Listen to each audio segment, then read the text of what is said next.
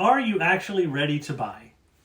Most people think they're not ready to buy a home, when in reality, they're a lot closer than they think. And at the same time, some people think they are ready and they're about to make a very expensive mistake. So in this video, I want to give you a clear way to think about whether you're actually ready to buy. My name is Matt Edwards. I'm the real estate professor, and I like to help people, especially first-time home buyers, understand this process so they can make smart, confident decisions.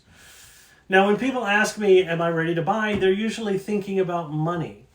But readiness really comes down to three things: financial readiness, lifestyle, and mental preparedness. Financially, yes, you need to be able to afford the payment.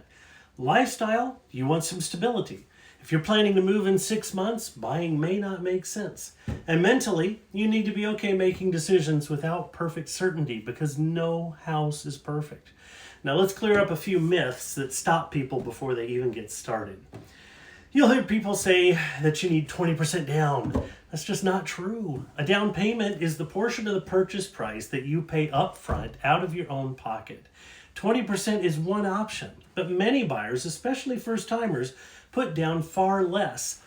Another myth is that you need perfect credit. A credit score is a number that represents how reliably you've paid back money that you've borrowed in the past. Higher is better, but you absolutely do not need a perfect credit score to buy a home. And then there's the idea that it's just a bad time to buy. The reality is the right time depends more on your situation than the headlines. So here's a simple way to think about it. If you have some savings, stable income, and you're planning to stay put for a while, you may already be in a position to start the process. Not necessarily to buy tomorrow, but to start learning what's possible. And that's where most people get stuck. They just don't know what their next step should be. So what I usually do is sit down with people, I look at their situation and map out a simple plan, whether that means buying now or getting ready over the next 6 to 12 months.